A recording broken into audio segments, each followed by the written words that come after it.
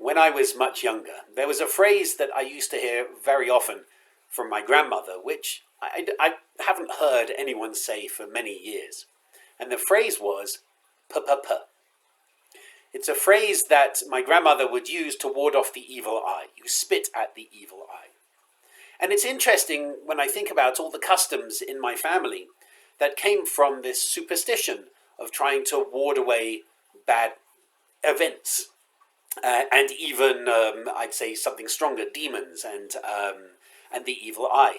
For example, there was one member of my family who had a baby and kept having to tell people in previous generations, stop putting red string in the crib, in the baby's crib, to ward away the evil eye or to ward away Lilith.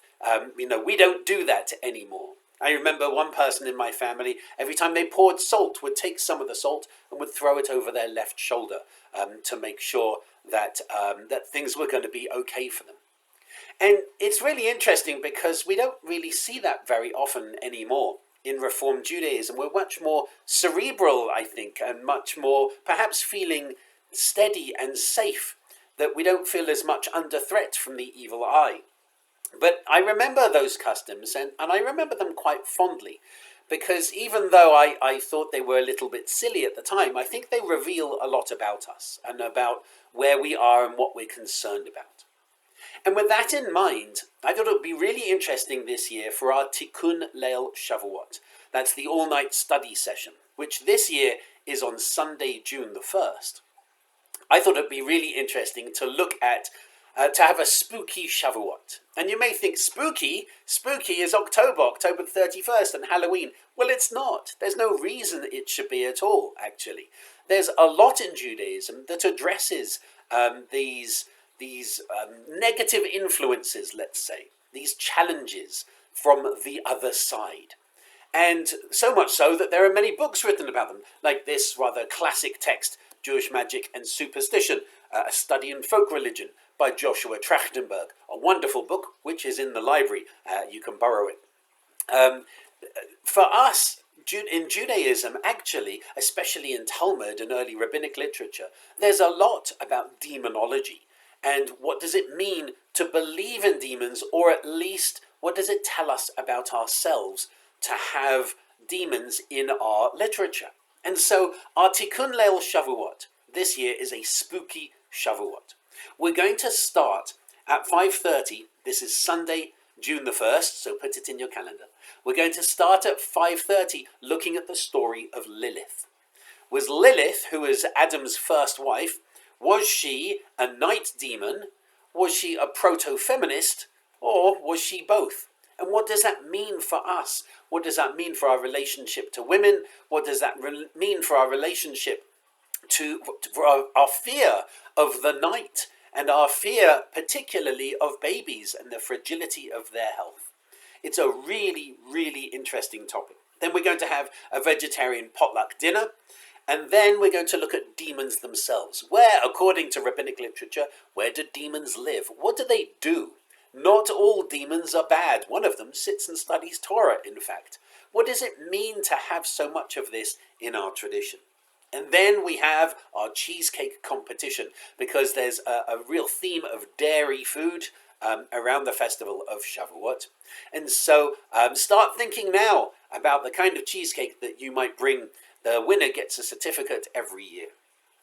After that, about 9 o'clock in the evening, the next topic is called Funny You Don't Look Jewish. Because what does it mean? We're going to look at witches in Judaism, in the past and in the present. Because that's something that's really blossoming. In the larger Jewish community, we're seeing a lot of women, in particular, identify themselves as Jewish witches. And what does that mean when Torah says, you shall not suffer a witch to live? And what does it mean when we look at the woman of Endor, who in some sense is a witch? What does this mean for us? And so we're going to explore these texts, not just as a fanciful, enjoyable search of look at this interesting, difficult literature, but much more using it to say, that's where we were and where are we now? After that, the next session is Dr. Frankenstein's Golem. The idea of Frankenstein came from the story of the Golem of Prague. And Mary Shelley's Frankenstein is considered to be the start of science fiction. So how is it that Jewish magic led to the creation of science fiction? And then finally, the final session, which goes long into the night. Last year we finished about 1:30. Sometimes we go much longer. The final session is on the dark side, the Sitra Achra in Kabbalah. And this is actually a really interesting, really challenging topic. We can take texts like these about a Kabbalistic universe. Because Kabbalah isn't just about emanations of God, it's also about the dark side and how we combat it. And so looking at all of these together on our Tikkun Leil Shavuot, the Tikkun Leil is a study session which reminds us of the revelation. We reenact revelation. And so what's the connection here? The connection is that not all of Judaism is pretty and lovely and light and happy. There is a dark side. And looking at the dark side and seeing how we respond to that dark side, to the recognition of the dark side in the world, there are bad things that happen. Where do they come from? Do they come from demons? Do they come from somewhere else? Looking at all of that tells us a lot about ourselves and about our understanding of Judaism. So it's a different kind of revelation, a revelation that we take the texts, our traditional texts, we take commentaries, we explore them, and then there is an act of revelation there. So please have a look at your calendar. Please put down Sunday, June the 1st, starting at 5:30. Our Tikkun Leil Shavuot is our largest study event of the year. We get very many people to it. We really hope that you can come and join us and that we can learn and stay on the good side and also try to remember and to bring to light all those customs that people used to do and don't do so much anymore, and ask ourselves, did they have value? Because I think they did, and I think we actually miss a little something by not having those customs so readily expressed. At the same time, though, we turn to the second paragraph of Aleinu, which talks about when superstition should at last be cut off. What does it mean to have a Judaism that is superstitious? Is it something we want to promote? Is it something we want to just look back on fondly and say, yes, I remember when? Or is it something we want to move away from?